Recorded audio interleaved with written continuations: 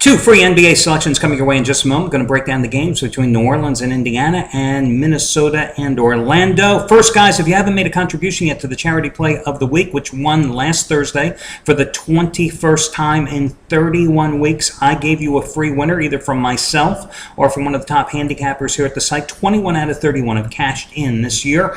You've certainly made money. Now it's your turn to make a donation. I understand a lot of guys can't make the donation the day after the Charity Play is posted and the recipient is here on the site because a lot of you are playing offshore. I'd say probably 99% of you are playing offshore, and you got to wait for your account to get funded. But if you got the play for free, it's time to pony up, guys. Quid pro quo. Need all the details? Just scroll down here on the video page. As I've told you many times, I am personally invested, not just from a financial standpoint, but, I like to follow and see what happens with these folks and their times of need and down the road. And, I happen to be looking at the particular charity recipient last week, which, if you may recall, and again, all the details are right down there below, a young couple in the Denver, Colorado area. She gave birth to premature identical girl twins back in August, I believe it was. The one little girl passed away about 2 weeks ago and was buried last week. And this family has mounting financial bills, funeral expenses to be considered as well. The other little girl, as of a day ago, was still in the hospital as well, awaiting still a chance to go home. So I'm asking you to open up your pockets, to open up your wallets, and to give whatever it is. And I saw on her webpage, on the family's webpage, somebody posted, "Thank you, Aldo Marco." And understand, it's not me. It's all of us together, because without you, this program doesn't work. And they went on to say that they had no idea who I was until they happened to do a web search, came across the page, and then realized what it was. And then they went on to say, and I want to just read this to you. So thank you, Aldo Marco, and all of his followers that made a contribution to the girls' page, whether it be $1 or $100, everything counts. And that couldn't have been put any better. $1, $100, anything in between, anything more. If you participated in the program, guys, and remember, this is something that I personally believe helps to create positive karma. We can never have enough of that in our lives. It won't guarantee that you're going to win. Trust me on that. But again, you can never have enough good things in your life by helping others in their times of need. So if you haven't made a donation, please do so. Visa, MasterCard, various credit cards accepted, PayPal as well. And again, all the details, just simply scroll down the page and click on the link. Now, in terms of the NBA opening night last night, it was kind of a brutal night for most of the handicappers here, myself included.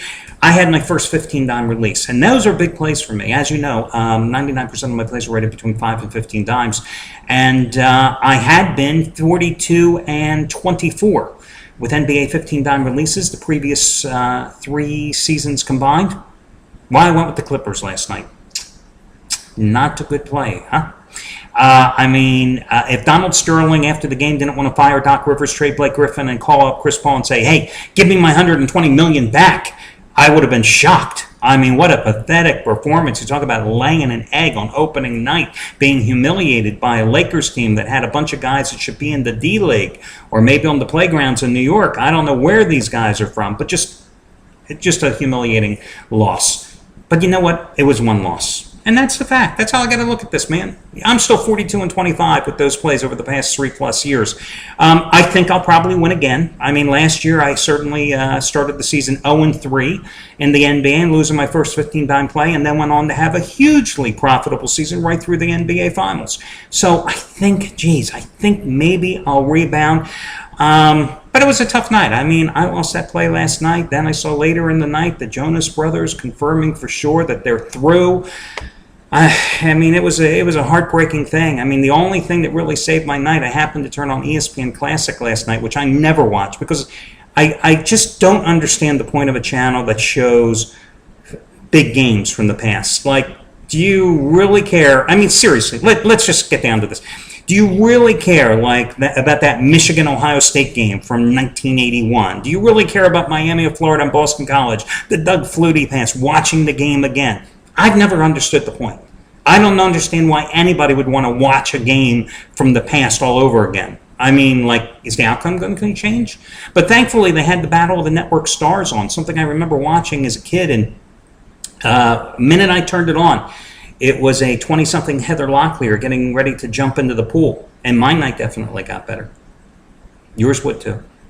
Howard Cosell there, interviewing all the stars from ABC, CBS, NBC, with all the serious tone that he would use if he was interviewing Tommy Smith for the raise the fist symbol at the Olympics, or Muhammad Ali and Joe Frazier, or anything else that he did of the serious nature. I mean, taking it very seriously, but Battle of the Network Stars couldn't beat it. Made my night. I don't know if I'll recover from the Jonas Brothers breaking up, but, we'll have to just move on. Okay, let's get to another handicapper that was on the wrong side of a game last night, and that was Anthony Red with the Chicago Bulls, unfortunately. So that means he's only won 12 of the last 17 days, making $10 bettors a little over $4,800 in that stretch. Now, a couple of key promos tonight. First of all, you can save $24 off a single purchase today from anything here at the site. Pick, package, whatever. Coupon code October 24. $5 play of the day, Jeff Benton, 75 dime winner, number 17 out of 24. It's your World Series total. Use coupon code JEFF5, Jeff, and the number 5, and that'll get it for you for $5. 16, 8, and 1 roll with 75 dime plays over the past 5 months, and you've gotten 16 of those picks as $5 play of the day releases. And then I saw Trace Adams, who is undefeated in the World Series so far, a perfect 3-0 with his plays. Normally a 1,000-star play like the Miami Heat last night is his top-rated selection. Tonight, his biggest baseball play of the entire season, and what could or could not potentially be the final game of the year. It's his double your wager 2,000-star release on the Game 6 side between the Red Sox and Cardinals tonight. Twice as strong as last night's 1,000-star winner on the Heat. Twice as strong as its NFC total of the year, which you got as a $5 play of the day on Sunday with the Cowboys and Lions going over. This one you save $70 on the purchase price by using coupon code TRACE70. TRACE70. Oh, and FYI, Brad Wilton won again last night as he cashed in with Orlando, Indiana under. $10 bettors, just up $12,650 since July. And Craig Davis cashed in last night as well with a 30-dime play on the Lakers. I should have followed his advice instead of my own. And he's got 40-dime winner number 5 in a row going tonight on the Hawks Mavericks, plus a bonus baseball play as well. Now, let's talk about your free selections. Both of these games going at 8:05 Eastern Time this evening. Minnesota, everybody's healthy, so that's a change with the T-Wolves, right? Kevin Love's back, Ricky Rubio's back. Pekovic, there was some doubt whether he was going to play. Best I could find in my research is that he's going to be playing as well. I mean, that trio, the best 3 players on that team, they only played a total of 15 minutes together last season, okay? Now, Minnesota's a big home favorite. They're a 10-point choice here. Orlando played well last night against Indiana, but let's keep in mind, the Pacers turned the ball over 21 times in that game, so they allowed the Magic to be up in halftime. They allowed the Magic to be in that game in the third quarter before putting them away with a 17-4 run. Yes, the Magic have won 8 of the last 9 in this series, but hey, times have changed. This is a young Orlando team. I like the fact that Minnesota went out and addressed its deficiencies from shooting from three-point range. I mean, last year this team couldn't hit the broad side of the barn last year beyond the arc. League worst, 31%. So they went out and got Kevin Martin. He had almost 43% of his threes last year playing for the Oklahoma City Thunder. They went out and added Corey Brewer. He had a career-high 91 threes last year. They have a good bench. They're very strong on the boards. And I think Minnesota laying the 10 points is worth the investment here. Now, Indiana is down to a 1-point favorite at New Orleans. Of course, the Pacers, I just told you, 21 turnovers last night. The other thing that concerned me about Indiana last night was that Roy Hibbert, who had a monster game, I think 16 rebounds and 7 blocked shots in the contest, hurt his knee a little bit. About 5.5 minutes to go in that game. Now, he's expected to be in the lineup tonight, but I just wonder how effective he will be. Generally, I like taking teams that have played a game against those that have not in the opening week of the season. But I like this Pelicans makeup. I mean, they got the big guy Anthony Davis as a first-round pick, number 1 pick out of Kentucky last year. His offensive game developed as the season progressed, and he finished averaging 14 points, 8 rebounds a game.